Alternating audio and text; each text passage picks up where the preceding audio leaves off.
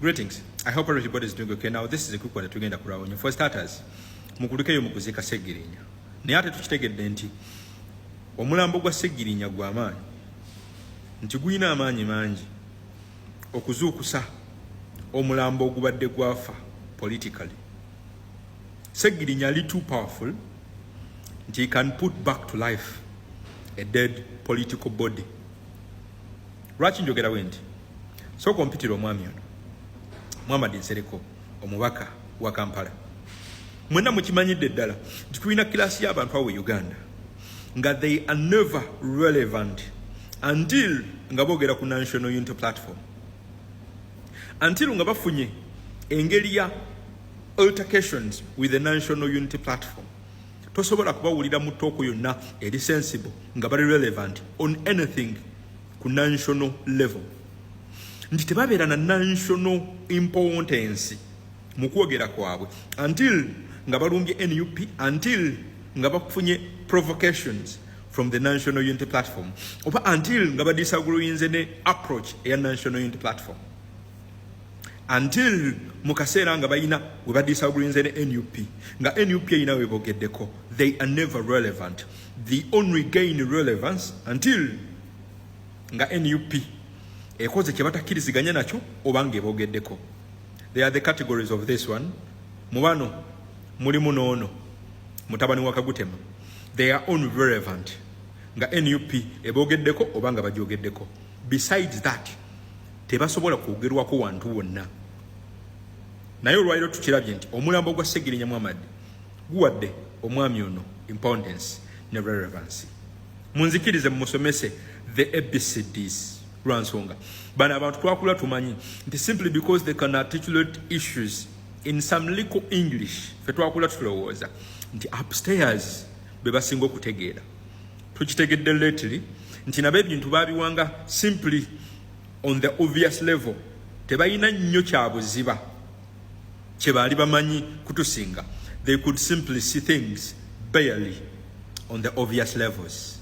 Katumuyambeko bwe tuti. For starters, asose nayogera bwati. I want to make it clear nze twayawudde. There is no reconciliation. Teriyo. Nammwe tekisoboka. Kati omuwulidde oyo mubaka? Omuwulidde agezaako okusiga importance, agezaako okusiga ekifaananyi nti wabaddewo sort of reconciliation between him and the National Unity Platform oba n'obukulembeze bwa NUP. Kyali mu kukola abadde yewa importance kugezaako kusigira abantu kifaananyi nti wabaddewo engeri yonna ey'enteeseganya wakati we National Unity Platform oba n'obukulembeze bwa NUP mbu nga bakkaanya ku bye batakkaanyaako. N'ekyo kikyamu. I don't think in any available space anywhere nti omukulembeze wange His Excellency Robert Kyagulanyi Ssentamu ayina sort of reconciliation gy'abadde anoonya ne bwana Nsereko. No. Amubaka, don't give yourself too much importance. Kuba ffenna tukimanyi nti even the little importance or the little importance you have te benefiting a muntu wa wansi, te benefiting a muntu ayagala kukulaba bukulembeze status quo ng'ekyuka. The little importance you have lies with the NRM, lies with the regime. Lwaki oyina ebintu by'obakolera ng'omuntu alaba ebintu on the surface tasobola kukitegeera. So even the little importance you have is to help the status quo stay intact. Kubanga by your actions oyambako status quo kusigala ng'eringa bweri. Tobeerangako mu nkolagana na opposition si ya His Excellency Robert Kyagulanyi Ssentamu yokka. Gwe tobeeranga nkungukiririza mu opposition eriwo. That has been your role ever since ng'ojoyiniza ebyobufuzi. So togezaako kusiga kifaananyi nti wabaddewo reconciliation talks between you n'obukulembeze bwaffe. Ebibanga byaddewo, prove me wrong. Tuwe obukakafu obulaga nti leadership yaffe ebadde in talks with you, talks of reconciliation with you. That can't happen anywhere, not in any available space. Don't give yourself too much importance. Katugende ku part endala because you made a blunder here. Take a picture of the deceased. Nemujjayo private parties ne muzisharing ku social media. Abaana be bagenda kulanga bali batya. Mwetwayawudde tekisoboka. Tekisoboka. There is one side and another side. Waliwo side omuwulidde statement yo giwulire bulungi abuuziza how do you take pictures of the deceased's private parts nozita ku internet ogiwulidde statement eyo kyebayita politics wa deflection, the politics of deflection ne gaslighting at play. Mu politics wa deflection deflecta kikyakola nti ajja omusango ku muntu gwe gubadde guyina okubeerako naagu deflecting naaguteeka kwabadde ajajinga mu bufunze ajja omusango ku muntu nga NRM nga ligimu eyasesegirinya kuba tukimanyi nti ebikola bya ligimu bye byagiriddeko segirinya okufa ebikola bya ligimu bye byamutuusa mu condition ey'okutandika okuvunda body parts kati deflecta kyakola asiiga ekifaananyi ng'akijja kuyaleetera omuntu okuvunda ebitundu bye eby'omubiri n'akiteeka ku muntu akubye ebifaananyi by'ebitundu by'omubiri eby'omuntu ebyavunda eyo kaadi Muhammad Nsereko gyali mu kuzannya is simply deflecting ali mu kushiftinga blame kye nabagambyeko mu video gye nasooka okukola nga segirinya yakafa ne mbagamba mugenda kulaba regime psychophants nga badeflecting ensonga eno Muhammad Nsereko ekifaananyi kyali mu kusiiga ali mu kusiiga ekifaananyi akulaga nti eyakuba ebifaananyi by'omuntu eyavunda omubiri nga gavumenti yamutuusa ku level eyo mubi nnyo okusinga gavumenti ereetera omuntu oyo okuvunda ebitundu bye by'omubiri. That's how the regime has been operating. Regime bwetyo bwe badde ekola ate abantu abalinga Nsereko regime bwe badde ekozesa kati gwe tosobola kitegeera nti statement ezo Nsereko zakola ziri mu kuyambako ku losing debate bali mu kushiftinga bakujja ku kyobadde olina okwogerako. That's gaslighting at play. Bakujja ku kinusi kati gwe debate ogenda giteeka ku Nsereko ogijja ku Museveni yasegirinya.